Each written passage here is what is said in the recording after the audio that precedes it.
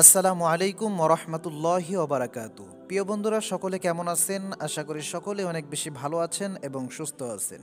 তো আবারও ছোট্ট একটা ভিডিও নিয়ে আপনাদের মাঝে হাজির হয়েছি। আজকে আপনাদেরকে দেখাবো এফএল স্টুডিও মোবাইলে কিভাবে অডিও সেভ করতে হয়।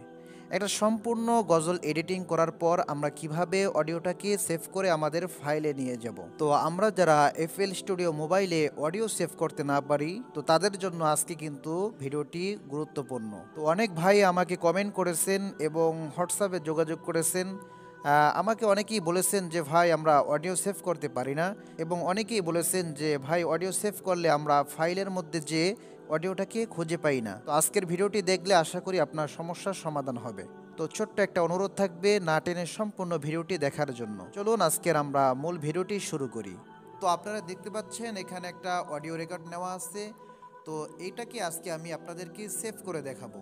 তো এই জন্য আপনাকে প্রথমত যেটি করতে হবে, এই যে দেখতে পাচ্ছেন উপরে একটা আইকন দেখা যাচ্ছে, তো এখানে একটা ক্লিক করে দেবেন। তো দেখতে পাচ্ছেন এখানে তিনটা অপশন দেখা যাচ্ছে, নিউ, সেভ এবং ইম্পোর্ট। তো এখানে আমরা এই যে সেভ দেখতে পাচ্ছেন, এই সেভে একটা ক্লিক করে দেব। ক্লিক করে দেওয়ার পরে দেখতে পাচ্ছেন এরকম একটা স্ক্রিন শো করবে।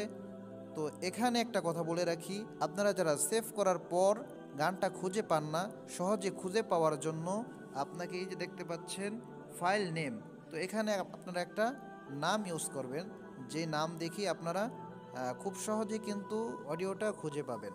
তো আমি এখানে একটা নাম দিয়ে দিব।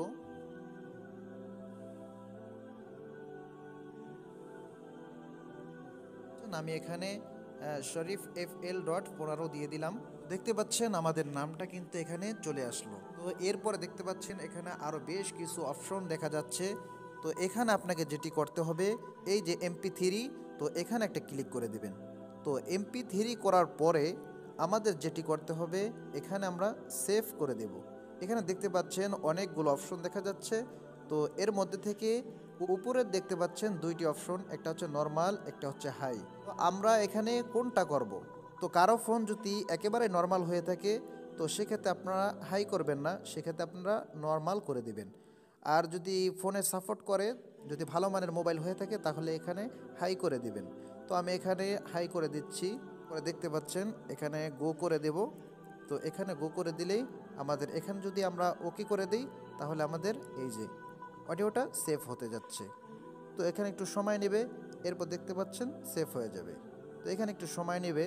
তো দেখতে পাচ্ছেন আমাদের অডিওটা কিন্তু সেভ হয়ে গেল। এখান থেকে ওকে করে দিবেন। তো আমরা এখন দেখব যে ফাইলের মধ্যে এই অডিওটা কোথায় গিয়েছে। তো এই যে দেখতে পাচ্ছেন আমাদের ফাইল, তো ফাইলে প্রবেশ করব।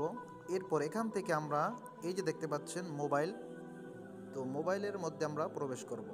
এরপর দেখতে পাচ্ছেন এই যে FL ইউজার ফাইল, তো এখানে আমরা ক্লিক করে দেব। তো এখানে এই যে একটা অপশন দেখতে পাচ্ছেন, তো এই অপশনটা ক্লিক করে দেব। আসছে, এই দেখতে পাচ্ছেন অডিওটা আমাদের চলে আসলো।